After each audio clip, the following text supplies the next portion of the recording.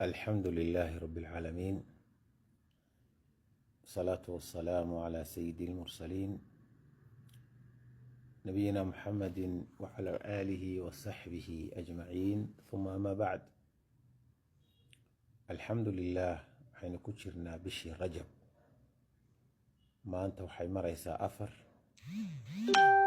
way wada socdaan labada bilood. bishan miilaadiga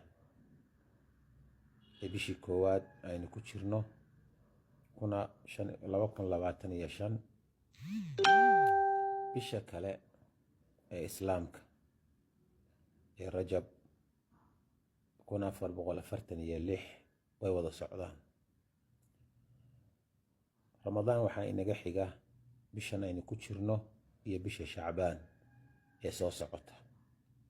ilaahay waxaan ka baryaynaa inuu nabadqab iyo caafimaad iyo diin inagu gaarsiiyo, nana waafajiyo inaynu cimri camalka saalixa ah ka faa'iidaysano.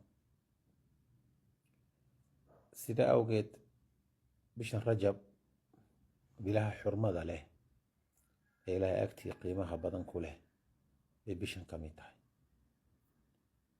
4 bilood bila xurmo leh bay ilaahay agtii ka yihiin, oo aan la ogolayn qofku inuu waxyaabo khaladaada iyo dunuub iyo macaasi uu sameeyo, oo dembiga uu sameeyaa uu aada u weyn yahay, iyadoo mar walba ilaahay in lagu caasiyo oo dembi laga gala aanay bannaanayn.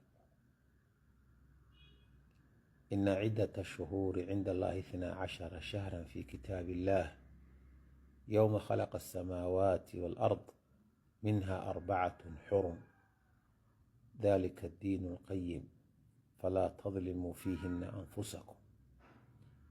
allah subxaana wa tacaala wuxuu tilmaamayaa bilaha tiradoodu 12 bilood inay yihiin.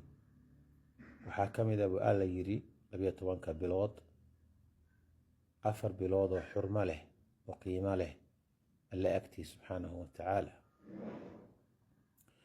4 bilood ilaahay subxaanahu wa tacaala agtiisa naftiina ha dulminina oo macaasi iyo xumaan iyo waxaan wacnayn wakhtigiina iyo camalkiina ha ku buuxinina. sidaa awgeed waxaa fiican in dikriga iyo xuska ilaahay aada loo badiyo oo layska gaabiyo ama laga fogaado ama la yaraysto waxaan faraha badan ee aan danna inoogu jirin, duxna aanay inaga soo gaarayn, diinteennana xumaynaya ayaynu u baahannahay in iska ilaalino. nebigu sal lla alay slam waxaa ka mid ah maa calaa wajhi alardi rajulun, ma jiro buu yidhi qof arlada dusheeda jooga oo dikrigan akhrinaya. rasuulku salawaatu ullaahi wasalaamu calayh, laa ilaaha ila allahu wallahu akbar wasubxaana allahi walxamdu lilaahi walaa xawla walaa quwata ila billaah. qofka sidaa ku wardiya oo yidhaahda haddii dembigiisu badda hirkeeda markuu soo rogmado, hirka ballaaran ee saa isu laba rogaya, haddii dembigiisu la eg yahay iyo xumbada ay baddu soo rogto, ilaahay waa ka saamaxa oo waa ka dhaafaa buu nabigu yidhi calayhi salaatu wasalaam. marka in aada loo badiyo dikriga iyo wardiga baynu dardaarmaynaa bishatan. ilaahay aada macaasidana laga dhowrsado aynu dardaarmaynaa. adkaarta iyo tasbiixda oo dikriga aan sheegnay uu ka mid yahay laa ilaaha ila allahu wallahu akbar wasubxaana allahi walxamdu lilaahi walaa xawla walaa quwata ila billaah.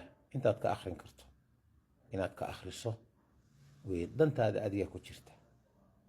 maalinaad dhimanaysidna ma ogid, waxaad u dhiman doontana ma ogid, meeshaad ku dhiman doontana ma ogid, saacaddaad dhiman doontana ma ogid. marka inaad dadaashid baa dantaada ku jirtaa. wasala allahu wasalam calaa nabiyina maxamed.